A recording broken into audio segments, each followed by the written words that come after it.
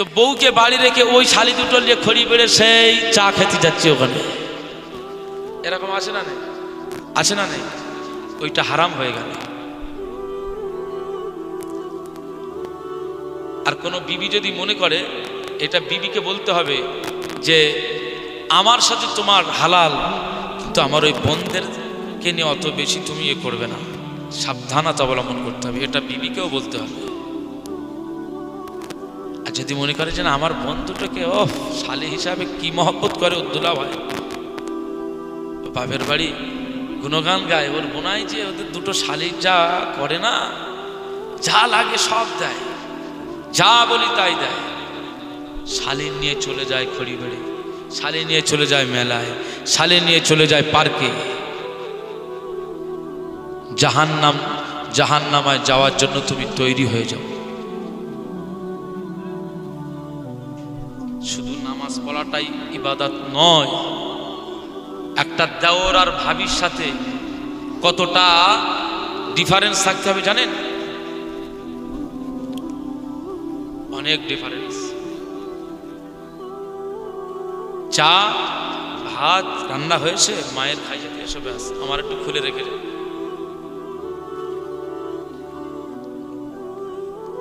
মুসলমান ছেলেরা, খুব খেয়াল করে শুনুন। তাই ওয়াজের মাহফিল গুলো আজ আমি এই ওয়াজের মাধ্যম দিয়ে প্রায় জায়গায় শুধু কমিটিকে দায়ী করি না, ইমামদেরকেও বলি, ইমাম কমিটিদেরকে অবশ্যই ইমামের কথা মানতে হবে।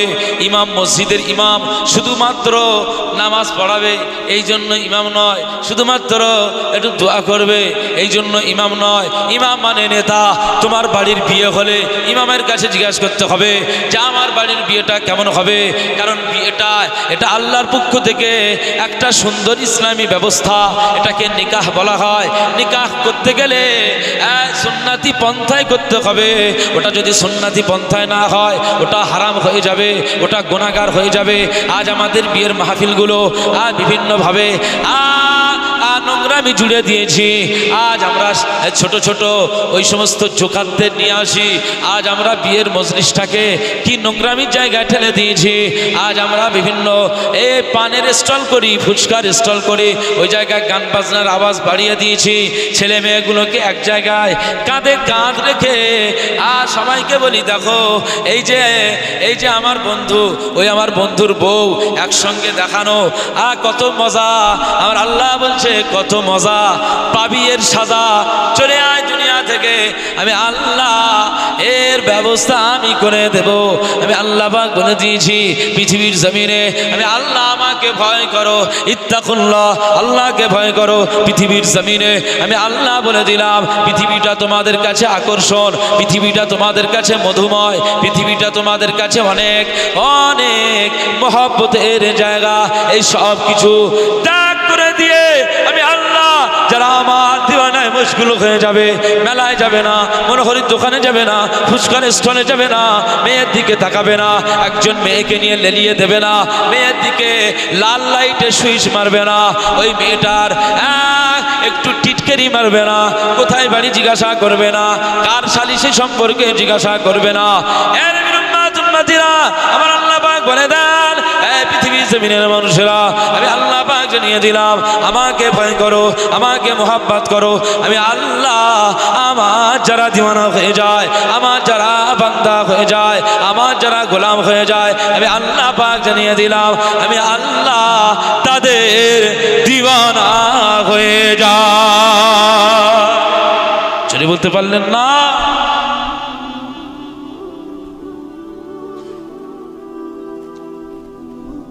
আমি আমার গাবতলার জমিনে কালকে জলসা হয়েছে, গিয়ে জিজ্ঞেস করবেন, ওপেন ক্যামেরা।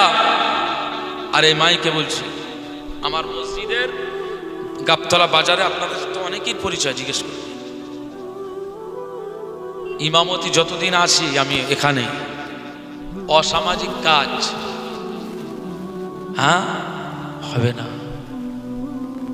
কত জোয়ার থেকে আমার শুধু নয়, ওই গ্রামবাসীদের মানুষগুলো আমার কথা শোনে, তারাও ভালো। আমি বলবো গাবতলার মানুষগুলো তারাও আমার কথাটাকে স্যালুট করে, সম্মান জানায়, ইমামের কথাটাকেও তারা মানে। তবে 1 2 জন 5 জন এটা চালের ভিতরে কাকর থাকবে না, থাকবে না, সব জায়গায় থাকবে। এর বিরুম্মাতুম্মাতিরা কত সাতটা আমি খেলা বন্ধ করে দিলাম, কত জুয়া আমার ওসিলাতে ওই গ্রামবাসীদের জন যুবক ভাইদের কিছু মানুষদের সহযোগিতায় সাতটার ঠেক বন্ধ হয়ে গেল, ক্লাব বন্ধ হয়ে গেল, টিভির জায়গা বন্ধ হয়ে গেল, অনেক চেষ্টা করে দিয়ে মদের জায়গাটা বন্ধ হয়ে গেল।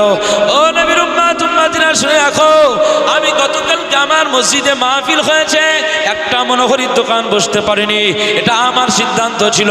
ওই জায়গায় শুধু খাবারের দোকান বসবে, খাবারওয়ালাগুলো আজ খাবারের দোকান দিতে পারে।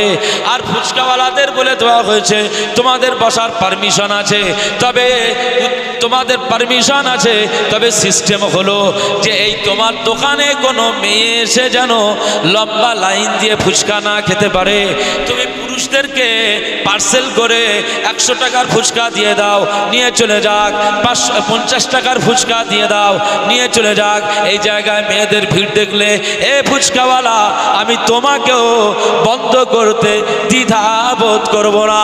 আজকে আমার এই মাহফিলের জন্য তোমার মনোহরি, আমার এই মাহফিলের জন্য তোমার ফুচকা, আমার এই ফুচকার জন্য মাহফিল নয়, তোমার মনোহরির জন্য আমার এই মজলিস নয়, বরং আমাদের জন্য তোমরা আসো। সুতরাং আমাদের জন্য যদি তোমরা আসো, তোমাদের দ্বারাই আমার জলসা যদি ক্ষতি হয়, তোমাদের প্রয়োজন আমার নাই। তোমার কে রেজেক দেবে তুমি সেটা দেখো, রেজেকের মালিক আল্লাহ। তবে আমার আল্লাহ বলে দিয়েছে ওয়ালা তাআওয়ানু আলাল ইসমি ওয়াল উদওয়ান, পৃথিবীতে যত অসামাজিক কাজ রয়েছে এই কাজে এই আব্দুল মুনিব, এই ইমাম সাহেব, এই কমিটিরা তোরা কেউ সাহায্য করতে পারবি না। আমি আল্লাহ পাক জানিয়ে দিলাম ওয়া তাআওয়ানু আলাল বিররি ওয়াত তাকওয়া, পৃথিবীতে যেখানে তাকওয়া রয়েছে, যেখানে মহব্বত রয়েছে, যেখানে ভালো কাজ রয়েছে, সেই জায়গায় তোরা সাহায্য সহযোগিতা করার জন্য আমি আল্লাহ পারমিশন দিয়ে দিয়েছি। চলে বলতে পারলেন না সুবহানাল্লাহ? তোমার রিজিক কোথা থেকে আসবে তুমি দেখো, কিন্তু আমার জলসাটা তোমার জন্য ক্ষতি হচ্ছে, এই জন্য তোমার এখানে হবে না। মুসলমান এই স্টেপগুলো নিলে কিচ্ছু ক্ষতি হবে না। অনেক জায়গায় যুবকরা জলসা মাহফিল দেয়, বলে ওসব না বসলে জলসাটা জমে। ওরে সাবাস, জলসা জমাচ্ছ তুমি, মেয়ে মরদে হুড়োহুড়ি জেনার আড্ডাখানা হচ্ছে, জলসা জমাচ্ছ তুমি।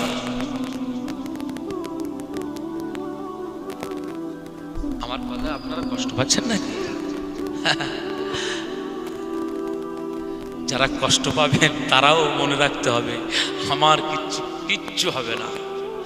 আপনারা কষ্ট পেলে সেটাও আল্লাহ জিজ্ঞাসা করবেন, এই কথাটা ভালো কথা বলেছিল, তুই কষ্ট পেয়েছিলিস কেন? সেটা তো আমার জন্য বলেছিল। তোকে তো আরো তুই আলেমকে, ওই বক্তাকে তো তোর সাপোর্ট করা দরকার ছিল যে হ্যাঁ ঠিকই বলছে, তুই কষ্টটা পেয়েছিলিস কেন? মুসলমান এই জন্য স্টেপ নিতে হয়। আমার একটা ওখানে বিয়ের, এই তো আমাদের হাজী সাহেবের বেইর বাড়ি, ওখানে জিজ্ঞেস করেন, গেছিল জিজ্ঞেস করেন, একটা মনোহরির দোকান বসে, জলসা জমেছে জমেনি? জলসা জমেনি?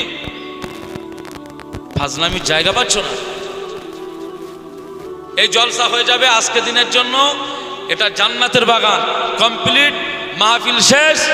এরপরে আমাদের কোনো দায়ভার নেই। এরপরে তুই ওখানে সারা জীবন দোকান লাগিয়ে থাক, আমার কোনো আপত্তি নেই। তুই মনোহরির দোকান সারা জীবন লাগা, কোনো আমার দরকার নেই।